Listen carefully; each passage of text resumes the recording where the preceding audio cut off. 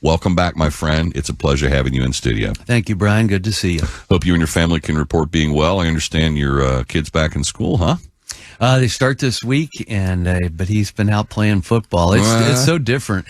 He's in third grade now? He's in third grade, and they're playing football, and they got like 7 coaches out there.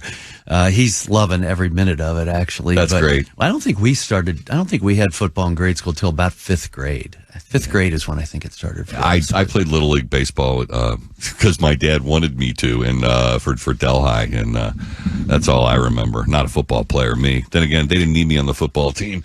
Not exactly a great football player. It's like the basketball team. There are people who are, cut out for it, and then there are people like me who are swimmers. Anyway, like you're a swimmer too. I was a swimmer. Yeah. I just have to say this because when you said earlier that he's in third grade now, it's like, man, time flies. I just, my kids are adults now, and the time's flown with them. But to hear that your son's in third grade, it's like I remember when he was born, man. Yeah, and Sophia's 4, and she's doing gymnastics. Jeez Louise. But time flies, and it's all precious. I had a tough loss last week. I know, and condolences on the loss of a friend, but also a congresswoman. Yeah, great congresswoman, actually, Jackie Walorski from Indiana. We came in together. We were battle buddies, Walorski and Wenstrup, side by side. We were on Armed Services Committee together, VA Committee together, sitting next to each other, and we both went to Ways and Means Committee. So we were pretty tight, and her husband Dean is a good man, and we mourn her loss for sure. She's a big loss for the entire conference, I can tell you that. Well, I know that people on the opposite side of the political ledger, at least sometimes, are decent enough to say at least kind things about an opponent when they pass or something tragic happens. From the what I read about the quotes from Democrats, apparently she was pretty equally loved by all. Maybe not on the political spectrum, but she was a really decent, good bridge builder type of person. Yeah, she could debate policy, but she didn't criticize individual human beings. Yeah. And so she had their respect. And so when she spoke, people listened, and she was pretty tough. It was interesting to meet her mother, and I told her mother she did a heck of a job raising her daughter, but her brothers chimed in and said, but we're the ones who made her tough. There you go. That's awesome. Well, mourn her loss and condolences on the loss to her family and to you, friend. Now, let's move on over. Obviously, the story that's been dominating the news the last several days is the raid on Donald Trump's home in Mar-a-Lago. Puzzling on so many levels. I talked with the Breitbart News guy yesterday about this. We could have walked through the timeline. The judge gave a 2-week window to execute the warrant. It was sat on for 3 days after the warrant was obtained. And rather than just simply call up the Trump lawyers, who they all had, very close ties with, because they've been working on Donald Trump's document collection now since February, when they hauled 20 or 15 or 20 boxes out from Mar-a-Lago. That was at the time they told them to put another lock on. They had subpoenas outstanding. So they went through the process, got a warrant signed off by the judge. So that apparently there's probable cause. We'll get to look at the affidavit maybe someday. But rather than call the lawyers and say, I've got a warrant, hand the documents over, which they would have been legally obligated to do, they do one of these crazy raids, showing up with 30 FBI agents and a contingent of local law enforcement. It doesn't look good optically, and people are scratching their head wondering why. And then you come to find out that, well, they went a little far afield of the scope of the warrant itself. I mean, the passports are a prime illustration. Mm-hmm. You need a separate warrant to take someone's passport. You need a court order to do that. It restricts the freedom of travel. That was not among the documents that relate in any way, shape, or form to his presidency. So that one illustration, and they did give them back. Are there others in there? We're sort of left puzzling and wondering, but I'm interested in your reaction on this, and if you have any understanding beyond politics as to why they went through this process the way they did. I don't have an understanding. I want to have an understanding. It was important, and I had made the suggestion to our conference, if you will, that we have a press conference about this, but have it with the members of the Intelligence Committee. Because we have a different set of circumstances by being on the Intelligence Committee. And certainly, you got security clearance. We have all the security clearances, but also if they have an issue of high-level national security, that should be reported to us. Immediately. The Understand. DOJ, the FBI, they need to come to you. Yes, absolutely. They should be doing that. They see these agencies, and it isn't just those two, but they have forgotten that they serve the people. Yes, they have. And we are the representatives of the people. And on that particular committee, we have oversight over FBI. Judiciary has DOJ, right? But in essence, if this is a national security risk, that's what we deal in. That's what we are supposed to be informed in. Listen, we get informed on so many things at the highest level, and we should be informed of this. Maybe if you've made up your mind to do the raid, that's one thing. But once you do it, you should be reporting to us exactly why you're doing it at every level. Truthfully, I feel we should know what's in the affidavit, but we always get told that this is an ongoing investigation, so we can't talk to you. But if you do it in camera in closed doors, because it's subject to these restrictions and these alleged, impediments to releasing it to the general public, you're there to act as an oversight on behalf of the constituents you represent, while still maintaining the secrecy of the information. And we've had to remind the various agencies, especially the intelligence community, that we have oversight over you. We created your agency and we fund your agency. You are not over us, but that's the prevailing attitude of so many, at least at the higher levels. And I will tell you, I want to say this first, especially with the incident. I know where you're going, and I'm going to agree with you. What happened with the FBI here and locally is, listen, I meet with these agents. They are good patriots, dedicated people. This is at the highest level of the FBI that we have problems. People talk about term limits. For politicians, I think we need term limits on those that serve in positions of authority within our agencies. Yeah. Because J. Edgar Hoover proved your point on that one. Absolutely. So that was the reason. It was the Intelligence Committee that came out, and we made the case as to what we are concerned about. We weren't ranting and raving. We just came out and said, look, you have to give us the information that we need. And look, I'll go back, and we brought this up in the press conference, why we are having doubt on these agencies. When you look at the shooting at the baseball field with your audience, I don't need to go over all that again. Yeah. Okay. But the fact of the matter is, the FBI was the only law enforcement agency that called that suicide by cop. And it took 4 years until we were publicly in front of Christopher Wray. I pointed out the events of that day. This guy wanted to kill Republicans and change the balance of power in the House of Representatives. He did. And they changed it to domestic violent extremism. But to this date, Trent Kelly and I were both there. Trent Kelly was the first person shot at. Trent Kelly is the 2-star general in the military. Trent Kelly is on the Intelligence Committee. Neither of us have been permitted to see the case file. And they say, well, legal advises us not to. I said, under what statute? Right. You have no statute. We should be seeing it. We want to know, lessons learned, who made these decisions to call it suicide by cop, which was so incredibly wrong. And let's correct that. Pursuant to what authority can they say no to you when you have oversight? That's the big question. But they say no. What action can you take as a congressman? What action? I mean, there has to be a legal precedent for this. Yeah. We have a defiant, subordinate agency that is refusing to comply with lawful requests for information. So one of the tools that we have, and amazingly, even the Democrats agreed to let us put things in the Intelligence Authorization Act, for example, where we withhold monies. As I even heard one Democrat say, if you're not going to tell us what we're asking you when we ask questions, it's hard for us to support your budget. And so we can put things into bills that say, until you give us this information, this amount of money will be cut. Yeah. And so that's the power of the purse, right? It is the power of the purse, and I recognize it, but we also know how these bills end up getting created, and we also end up finding out, in a 2,000-page bill that, you said you're going to defund. There's also other funding mechanisms over here. We can redirect funding from that over to here. Why isn't there just a definitive, you are in contempt. If you don't give us the damn information, we're going to haul your ass off to jail. Well, that's the power of subpoena, which we will have if we have the gavels, which right now Adam Schiff has the gavel. Mm-hmm. And that is something he won't do. Elections do have consequences. Let's pause for a moment. It's coming up on 7:16. We'll continue this and other conversations and topics with Congressman Brad Wenstrup, heading for a full book, Don't Go to College. Sound advice these days, given the woke nature of what you learn in college. But continuing, we will with our conversation with Congressman Brad Wenstrup, who's in studio for the full hour. More on the whole Mar-a-Lago thing, the other elephant in the room, and it's a huge one, at least. And we don't know the timing of the claim that Donald Trump declassified these documents. It was unquestionably within his power to declassify. Right. So assuming he did, he laid hands on the boxes while still president and said, I declare these declassified, or whatever he has to go through, he could get out of any alleged inappropriate behavior if that turns out to be true. Hillary Clinton never had that option. She was Secretary of State. She couldn't classify or declassify anything. Maybe she could classify, I don't know, but she certainly couldn't declassify it.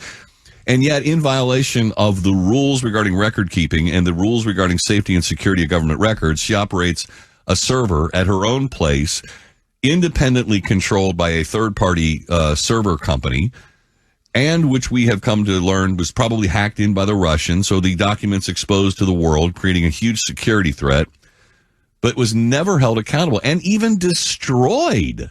Yeah. I mean, literally, after being told to preserve evidence, destroyed it.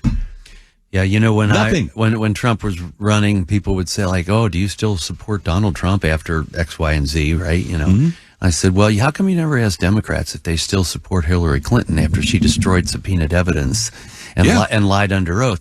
And so in this situation, you had James Comey that came out and he said, yeah, she did all these things. She's, guilty of all these things. We found it. But no reasonable prosecutor would pursue this. And like, well, what do you consider reasonable? Because it sounds pretty reasonable to me. So the hypocrisy is tremendous.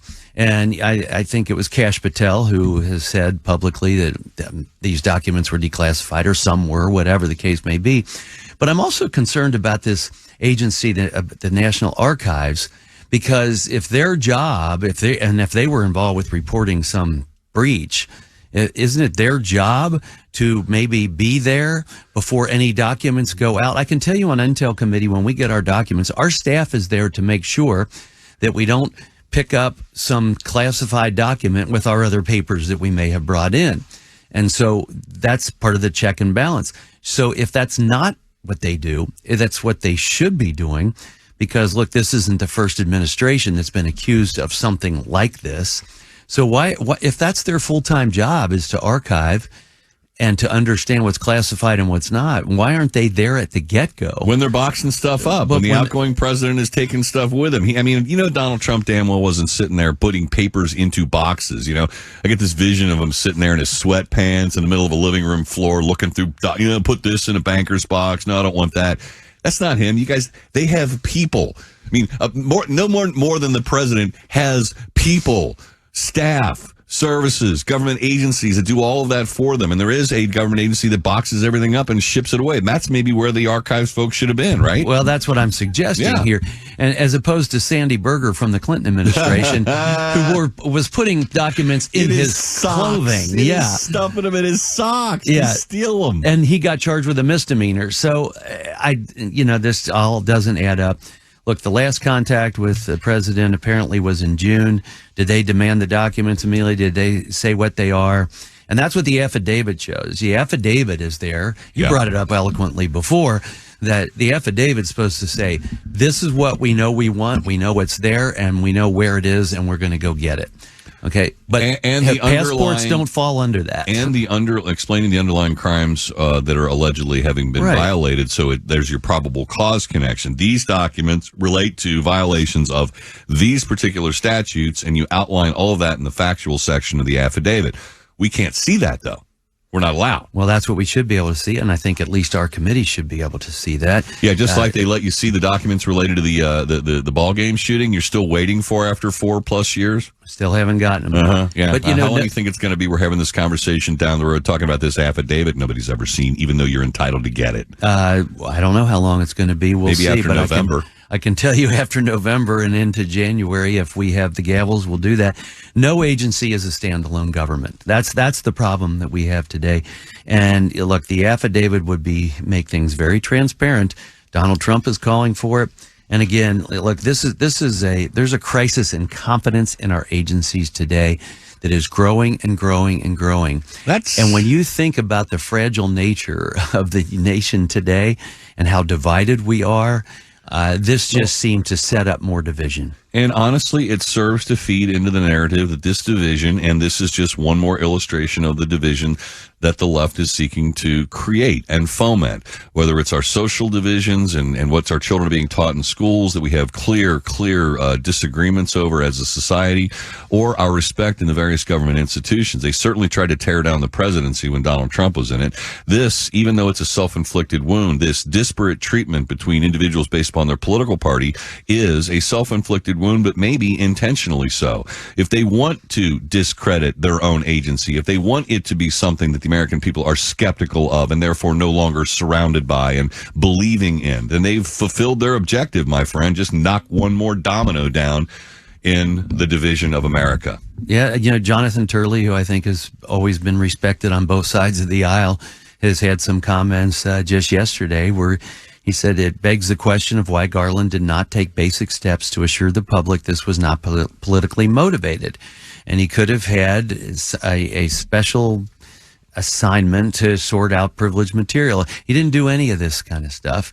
And, he said even today, Garland refuses to answer basic questions on the communications between June, the last time they spoke with Trump, and the raid.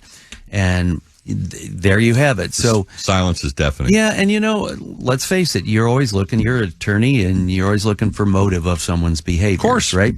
And do they have motive? Could they have political motive? Could they have personal motive? Remember, it was under the Trump administration that Merrick Garland was denied an opportunity to be on the Supreme Court.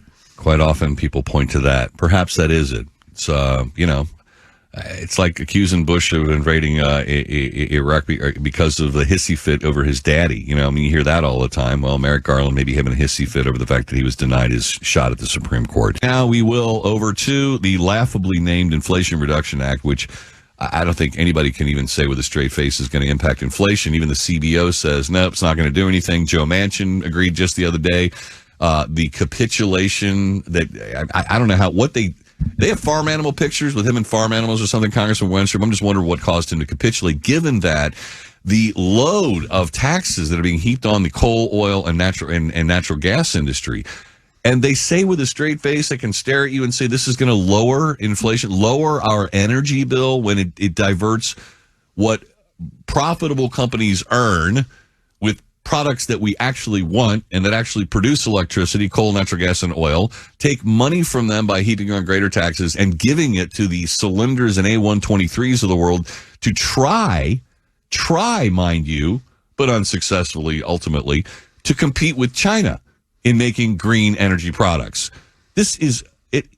You're in military. It's a Charlie Foxtrot. Yeah. He's going to have to explain to the people of West Virginia how this is going to help them. Yeah. Because it just seems to be the exact opposite of what the people of West Virginia may want or need. And look, this bill, it's actually going to raise taxes on the middle class, which there's a lot of middle class in West Virginia. To me, it's going to increase made in China that we already see so much of. Yeah. Because when you start taxing manufacturing and corporations, they're going to move out. Well, that's the thing. This isn't after World War II. This is a time in our history of the world where you have to compete globally because people can take their business elsewhere and take their manufacturing elsewhere.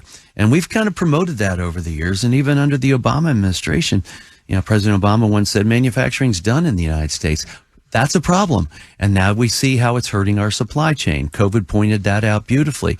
So all of these things aren't helping this situation. We can go on and on. You talk 87,000 IRS agents. Where are they coming from? What kind of training do they have? But it's None. easy. But it's easy. You don't need much training to accuse people of some type of wrongdoing when it comes to your taxes, right? Especially when you're accusing someone who has of lesser means and can't afford a $500 an hour lawyer to fight off the charges and the allegations of tax fraud. That's exactly the point I've tried to make. I've supported entities, and there's some philanthropic entities that have people that help people fill out their tax forms, right? Yeah. And they do it voluntarily, and it's really kind of a wonderful thing. This is just the opposite of that, right? It's just going to go out after people, and it's estimated that half of the 700,000 new audits that they suspect would come from that will be for people making less than $75,000 a year, and even people making $25,000 a year can be audited as well. It's America's not buying it either. No, they're not buying it. And then, it comes to, I mean, you mentioned where are they going to get these agents? We were talking off air on that. Doing a forensic audit. I mean, Donald Trump's going through this right now with the alleged, misvaluation of properties, the alleged lying to the IRS regarding his real estate values. You get someone who's fresh out of undergraduate. They got their accounting degree, and they've never done audits before. They have the basic fundamental mathematical skills and accounting principles. Do you think they're even capable of doing a forensic audit of a larger business? I would say the answer is no. This is like a journeyman apprentice reality. It's like a first-year lawyer. You wouldn't want a first-year lawyer representing you in a complex case. They don't know anything other than basic principles of law. How do I know this? I've been there. I was trained by people who are veterans in the practice of litigation and how to do it and what you need to do in the processes you go through. I had tutelage. And I got to the point where I was successfully able to do it on my own, but it takes a long time. 87,000 new accountants out there. Hell, we can't even get the 11 million jobs that are open right now filled, with a workforce that is deteriorating and decreasing every single month. Yeah, and we tried, and I think we did to a large degree, make your tax returns a lot simpler with the Tax Cuts and Jobs Act. Yeah. Without doubt, but we still have a very complicated tax structure, and especially for like small businesses that can't necessarily afford. And they're getting hit on this thing like you cannot believe. That's the target. You should, if you understood one of the games that was played over in the Senate. Well, some people say, well, I don't like that small businesses are going to be stuck with that 15% tax increase. Okay, well, we'll take that out and we'll pay for it by removing the cap on the SALT taxes, which that gets into another issue. But they didn't. But then they went and reversed that. Right. Which, by the way, that was the blue state gift that they were going to get. Yeah, and it only helps people with 3 and 4 homes and things like that, right? And what they did to then pay for it is went back to small businesses and said, okay, you won't have the 15% increase, but we're removing a lot of the deductions that you can make. Net effect, they hit small business. Hit small business, and small businesses, like any business, will pass along the extra cost to the end consumer of whatever good or service they're going to provide. Thus, inflation. An inflationary pressure. Exactly. Congressman Wenstrup, we'll have more to talk about, including, maybe we'll end on it, but we've got so much in front of us to talk about. Are the Republicans prepared to hit the ground running if, as the tea leaves are suggesting, knock wood, they take over the House and maybe the Senate in November? Station Brian Thomas here with Congressman Brad Wenstrup. Going through the issues and still dwelling a little bit on the so-called Inflation Reduction Act, which it's not. Part of the Inflation Reduction Act, as we move away from the 87,000 new IRS agents, we turn to the wonderful, wonderful benefits we're going to get in terms of price caps on drugs and other health-related issues. Let me start off by just giving you part of the quote yesterday from our president, Joe Biden, reading, of course, from a teleprompter. With this law, the American people won and the special interests lost. Not cracked up on that one this morning because, the special interest, if you're in the green technology industry, clearly you won in a huge way because they're liberating profits from profitable companies like oil and gas and giving them to the special interests on the green side. So the same thing goes with the medical side, though, doesn't it? Oh, it absolutely does with the drug pricing. I mean, when the government starts getting involved with setting prices, we have a problem. Huge problem. Because once they do that, it stymies innovation. People can't invest back in research and development and in healthcare. That is a huge issue. But let me start with what they're actually doing with this. So they're saying we're going to cut the cost of certain drugs. That means they are telling, there's no negotiation here. They are telling drug manufacturers, this is what we are going to pay for your drug, whether you like it or not. That's it. And in many cases, these are commonly prescribed drugs. So that means a savings for Medicare, right? But guess what? Medicare they then rob Medicare, take that money, and they're using it to pay the subsidies under the Affordable Care Act, Obamacare.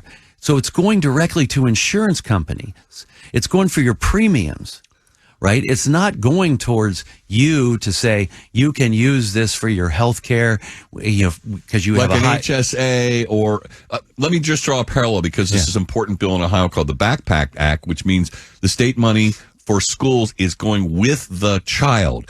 If this savings, quote unquote savings, actually went to an individual to purchase insurance of whatever brand, color, or stripe that person wanted, then that would maybe arguably okay because it gives the voter, the individual, the choice. But this money, you're saying, is going directly to the insurance companies to cover only Obamacare coverage.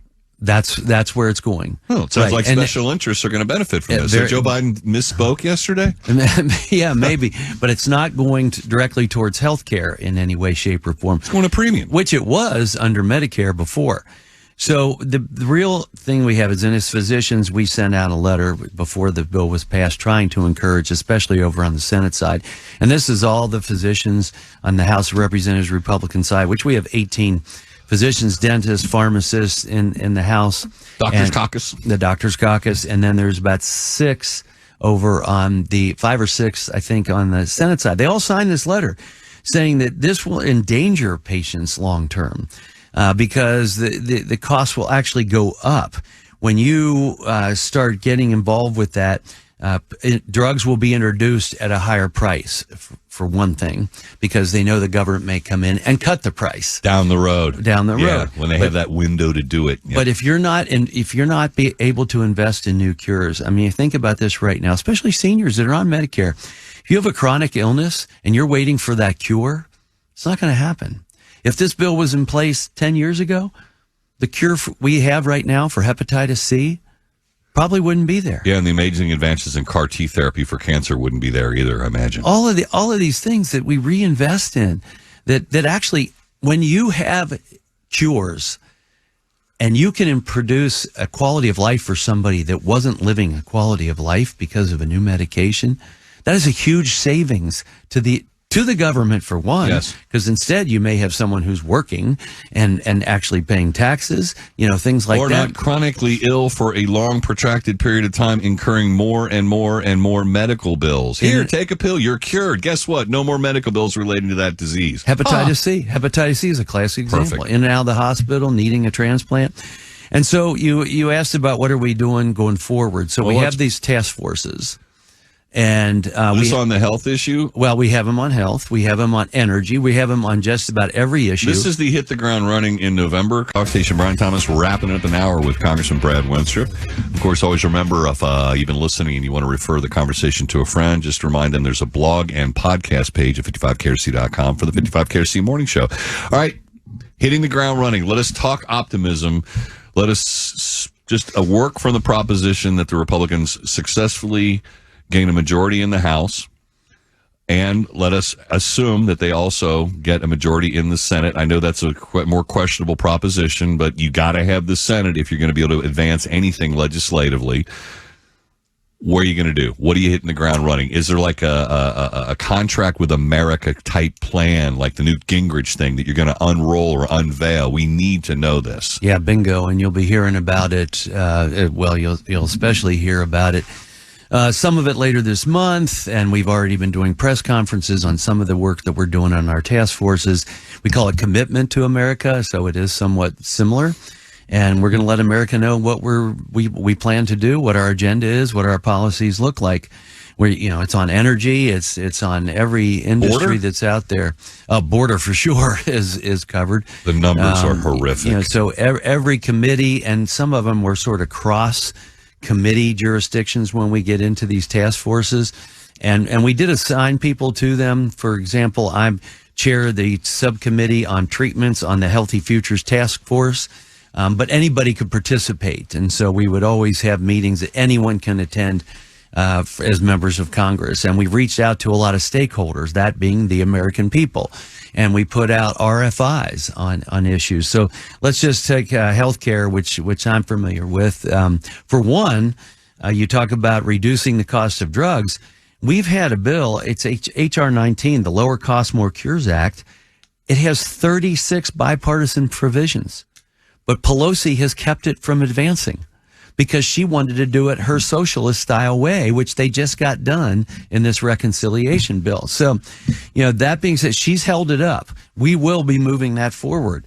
And we, look, in general, Democrats like to talk about you having some kind of insurance plan. We like to talk about you actually getting health care. Yeah, that's important. Affordable health care. And we actually like to talk about innovation and new medications, which really saves us into the next generation. If you can cure a disease, how much do you save by people not being hospitalized? It's like getting people to take care of themselves now before disease sets in. If you lost the weight as a younger person, you kept yourself fit, you wouldn't be plagued with the problems of hypertension and diabetes and the like. You nip it in the bud. You keep regular health care is cheaper than long-term, insulin costs, for example. So prevention is key. I often talk about our health span versus our lifespan. We do a good job of keeping people alive. Outside of suicide and overdoses, we do a pretty good job, right? But how do we keep people healthier longer? How do we prevent? So let's take, for example, a diabetic. A diabetic that's on insulin has trouble staying under control. It's important that they participate with their doctor, but too many people are budgeting with their health care because of high deductibles, low HSAs that can't do much for people. So imagine if you were being told that you can go to your primary care doctor with your chronic disease 3 times a year and you don't have to pay a deductible, that it's covered. You're more than likely to go. You're more likely to stay healthier. You're more likely to stay under control. This type of thinking, but we need to modernize. We're going through. It's very difficult, and I can tell you as a physician, and there's a lot of reasons why people are running for office as physicians, is because how difficult it is to practice. You have to go through prior authorization on everybody. So someone who's never seen you as a patient is deciding what drugs you get, what care you're allowed to get. This has got to stop. We've got to enhance the doctor-patient relationship. So we did just pass a bill out of committee, bipartisan, but it only applied to Medicare Advantage on prior authorization. To streamline that process, let's get patient their care that they need right now, not waiting for someone else that's never seen you to decide what you get.